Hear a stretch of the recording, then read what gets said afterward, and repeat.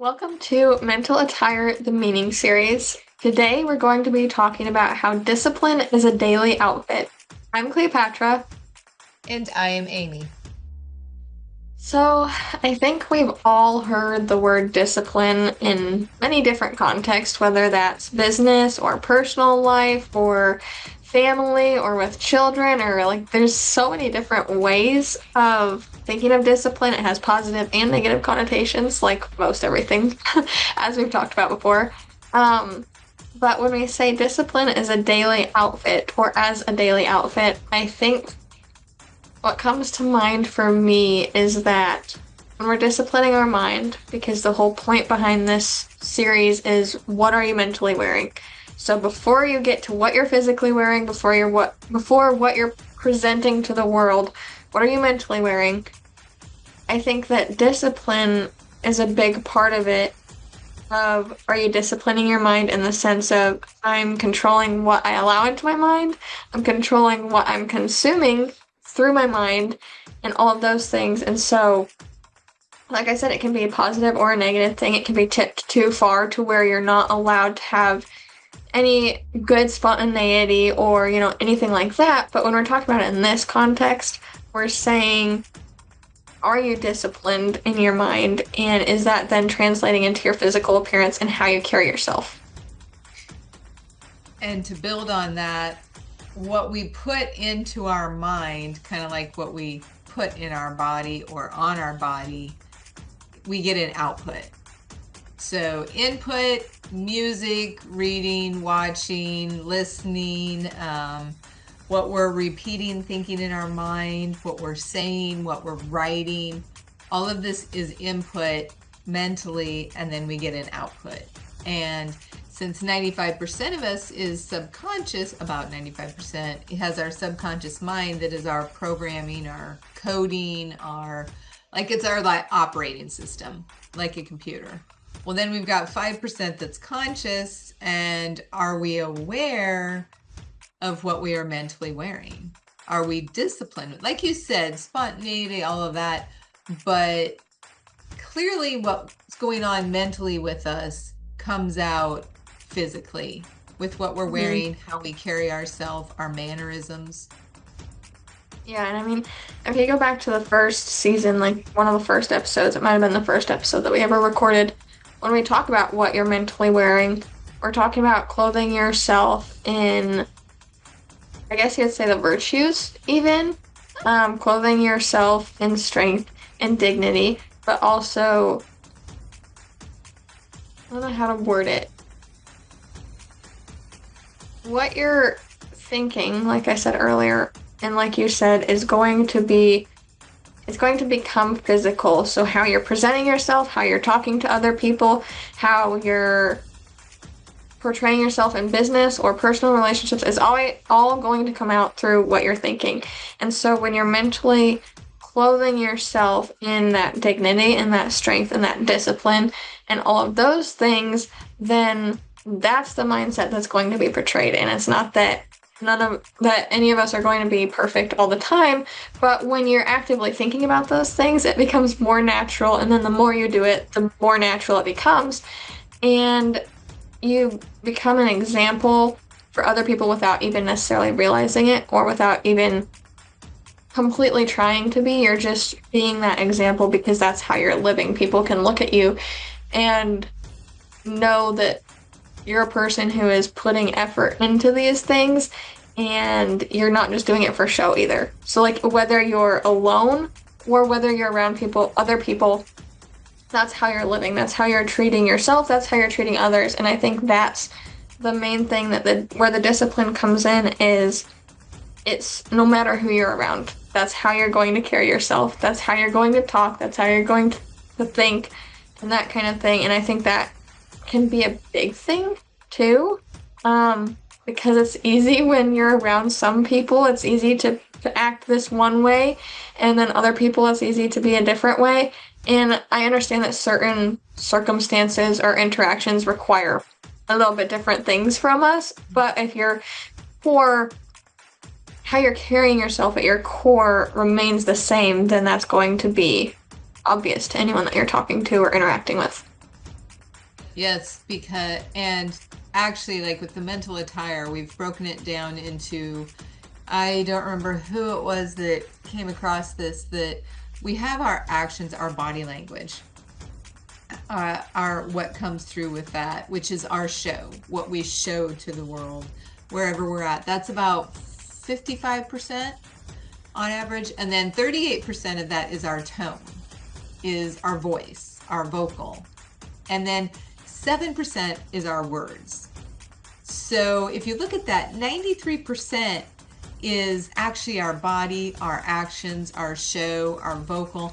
93% are words, and then if our words don't match our show, our actions and everything, out of integrity, out of alignment, totally not living out of truth, it just says who we are, and it says what we're about. And it's not that we are anyone is a bad person. It is just our mental attire shows our life, Mm. our body shows, and what we put in is what we get out. And you were talking about thoughts. Well, our thoughts become patterns, they become habits, and then our behaviors come out of that. And whatever that is, it becomes our beliefs.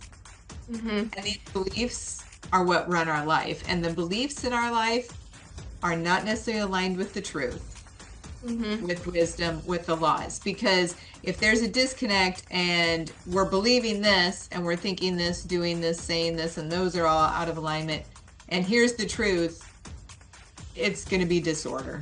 It's going to be chaos, confusion, conflict. Yeah, well, I'm kind of building off what you were saying is that everything compounds. So if it's positive, healthy, wise thoughts, actions, whatever, those are going to compound. Kind of what I was saying earlier. If it's the opposite, if it's negative, unhealthy, unwise, whatever synonym you want to use, those are also going to compound. So it doesn't change the, if you want to call it the laws of the universe or the laws of God, like that doesn't change, but it will change based on how you're living your life, what thoughts you're thinking. So, like, it can go one way or another way, and we might not be in control of outside circumstances around us. We can't control what other people are going to do. We can't control what the entire world is going to do. But when we are in control of how we're thinking, how we're speaking, how we're living, then that one, it can have a ripple effect to people around us. Like I said, whether you know it or not, you're going to influence people. So it's either going to be in a positive or a negative way. And two, you're going to be living that way, which means that you're going to reap the rewards from that. You're going to sow the rewards from it just for your own personal life, which I think is something really important to recognize because we're not living for ourselves. I don't believe like we're living for ourselves. I think we were created to be in our families and community. We weren't created to be alone, but we do have to take care of ourselves, our bodies, our mental health, our physical health. And so when you're living with that intention, then it's going to make going into your family or going out around other people your, I don't know how to word it. Hmm. I have it in my mind, but I don't know how to word it. It's But when okay. you're Take a breath. It'll come when to you're you. doing that, then you're not going to be struggling as much. It doesn't mean that you can't have any struggles or that something might not affect you. I'm not saying that. You don't become like bulletproof or invincible or anything. But you might handle situations in a different way because you're actively working on yourself in the way of, I'm going to be disciplined. I'm going to only live, according to what God wants for me or whatever. And so I think that that's an important thing to realize is that you're doing it for yourself just as much as you're doing it for everyone around you. And both you and the people around you need that and deserve that. And basically, what you're saying is, when we are aligned with the truth, and you want to call the truth wisdom, the laws, with God, the universe, nothing that we can break. These have been around from the beginning of time. We're talking a very long time. either we work with them mentally and physically, or we work against them. It's kind of like gravity. Are we going to work with gravity so it's ease, or are we going to work against it, which is going to be disorder? And life doesn't have to be the hard way, the low way. It can be the highway. Thus, we have the highway channel. And does it take effort and work? Yeah. But it also doesn't have to be the struggle and just surviving, or the sorrows, the sufferings, all of that. It's, once again, what we input. Are we inputting the truth? Are we aligning with the truth? Are we misaligned with the truth? Mm-hmm. And when we're misaligned, it's disorderly, it's discouraging, it's distressing, disease, destruction, all of that, and chaos, confusion. And that's the same for every single one of us. It doesn't matter who it is, it doesn't matter where you're at in the world, it works the same. Mm-hmm. It's not any different. And like you said, what we're here for, I mean, God gets to, whether you want to call it God or whoever, God gets to experience through us. They've proven biologically God is in every cell of our being, how they've proven it scientifically, biologically. And whatever if you creator, almighty power, infinite intelligence, not human intelligence, infinite intelligence, divine intelligence, lots of names around the world. But this is amazing. Do we understand how our bodies are orchestrated and created? Mm-hmm. Do we take it for granted? Mm-hmm. Part of it is discipline. A big part of it is, are we being disciplined with our mind and body that we've been given, and appreciate it? Yeah, I was listening to just a short audio this morning, and she was talking about how children are bold.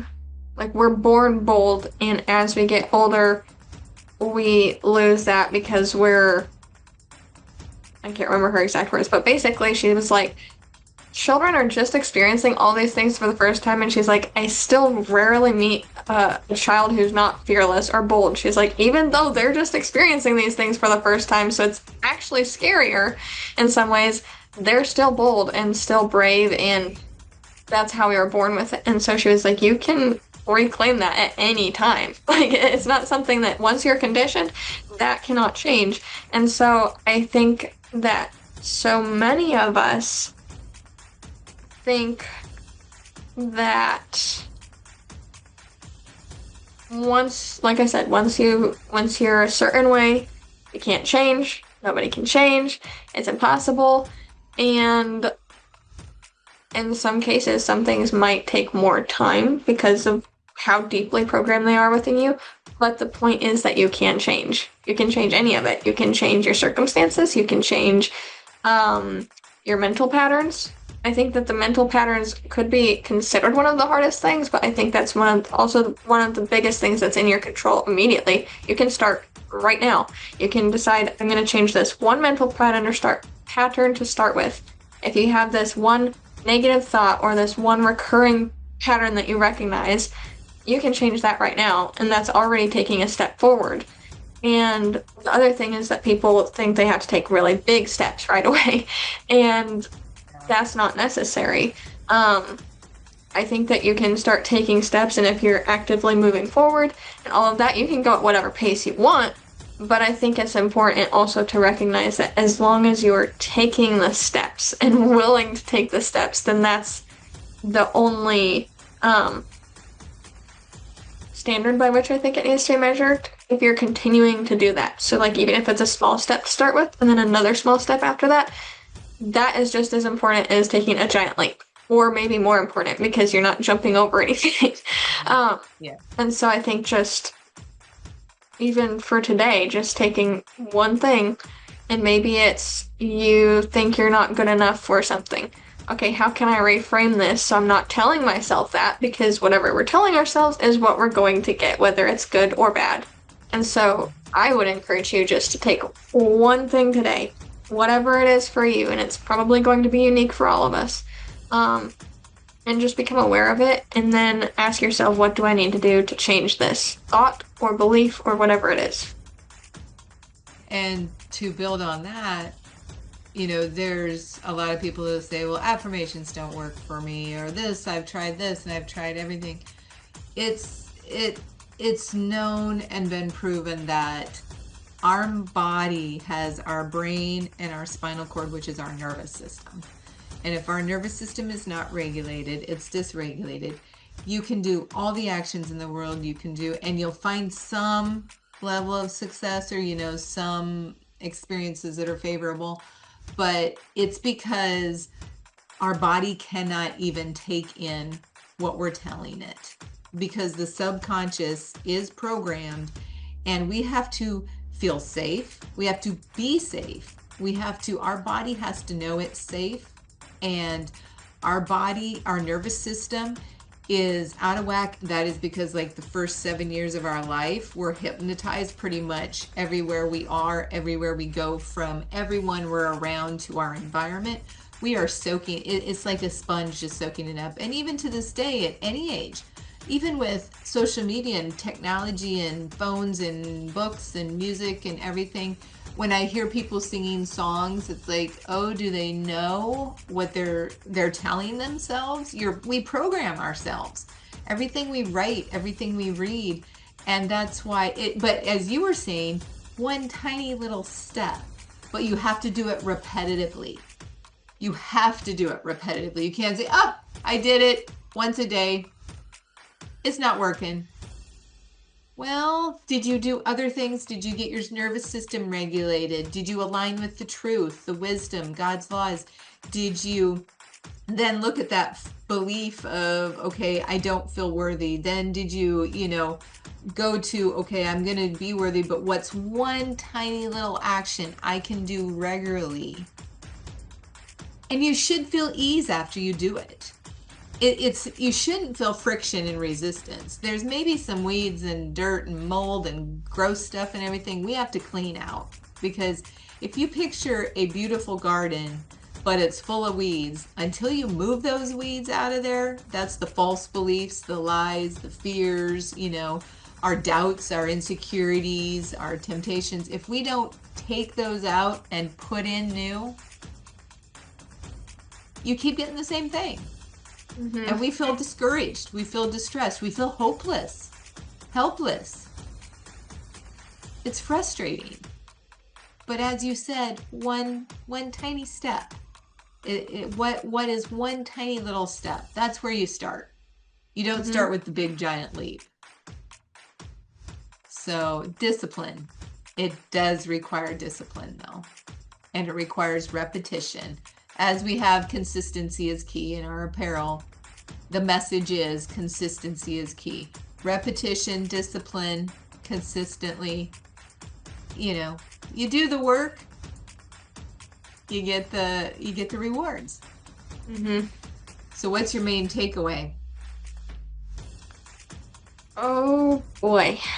This is always the fun part, because you gotta remember everything you talked about and then pick one thing. I think my takeaway is probably that, as we discussed in different ways, everything begins in our mind. Positive, negative, healthy, unhealthy.